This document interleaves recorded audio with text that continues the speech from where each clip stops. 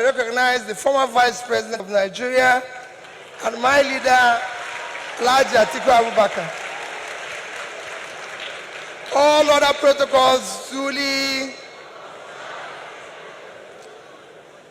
Mine is a very simple one. Let me start by thanking the organization for inviting me. As you know, I'm one of those strongest beneficiaries of the judiciary. For my strong legal team, for the work of my small legal team led by Dr. Onyechi Bazu, SAN, and led OJ Nadi, SAN, I wouldn't be standing here. You know that from my election petition to my impeachment to my tenure interpretation. And again, whenever people talk about corruption in the legal or in the judiciary, and one who takes exception, in all this journey, I did not give anybody 1 naira.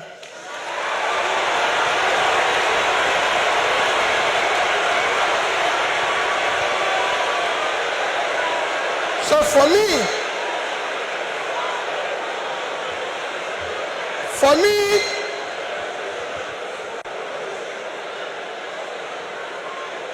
I remain eternally grateful to you for what you did for me to be here and everything. Our topic today is democratic transition in the 21st century Nigeria, 2023 and beyond. I think it's for great people like you or people like Chimamanda invited, but for me as a trader, I'll try to contribute in my own little way, the way I think we should go. For me, democracy have a simple description.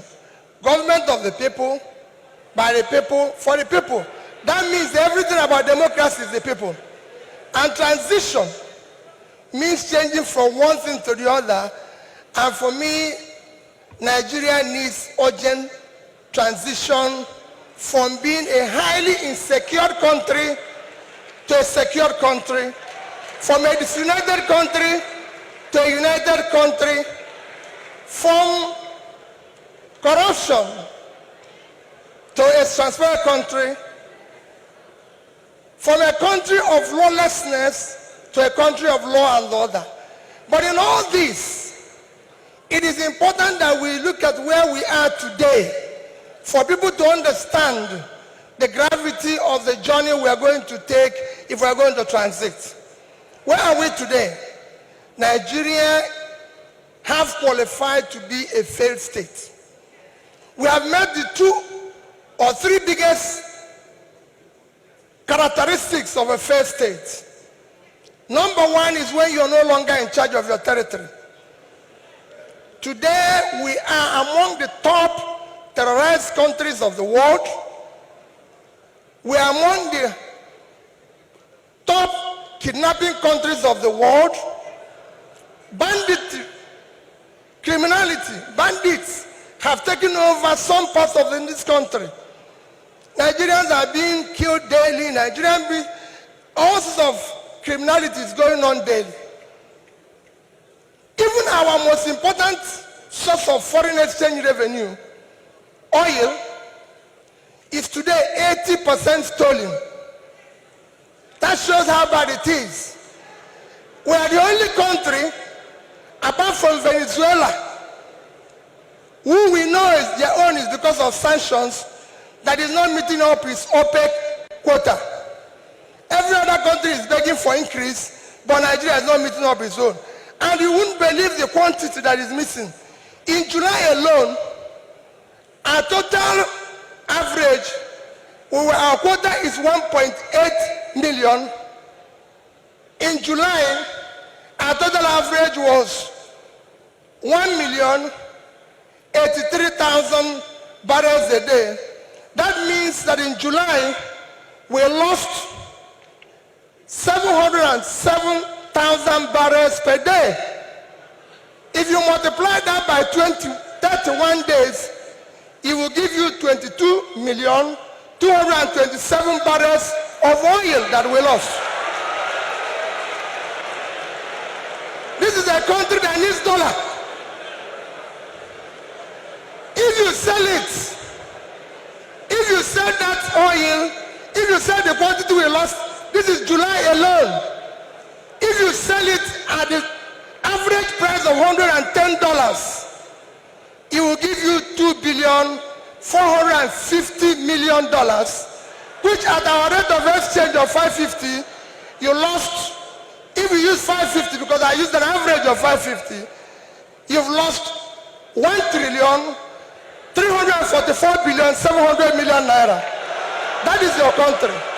That's what you lost in 1 month because of stealing. It is important that we know this. Number two item to show that we are failed state is that you are no longer in control of your economy. Your economy today, we have an economy where we have over 100 million people living in poverty.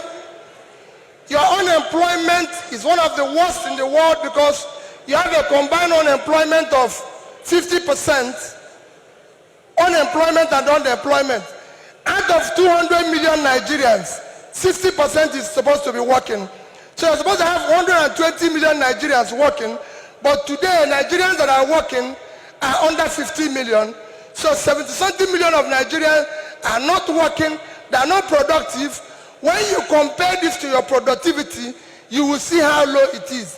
But what is even worse, we're in a physical mess, total physical mess. Because of all this, between January this year and April, the total revenue of federal government of Nigeria is 1,630,000,000,000 naira. Their expenditure is 4,720,000,000,000. If you minus this, we have a deficit of 3,100,000,000,000. That shows almost 20% to almost 200% is the deficit. And this is the crisis you face. How did we come here? It's a cumulative effect of leadership failure over the years. Because it's 10%, I'll stop here, I would have talked about power. How did we come here? What are we going to do very quickly to come out of this? Very quickly, you need to have a visionary, articulated, competent leadership to start turning around this.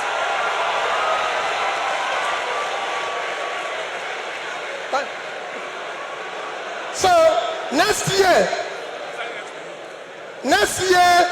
the time is up. I'll take it that next year, your election you're going to have next year will not be about, remember, it is not about tribe, no religion, not connection, not entitlement.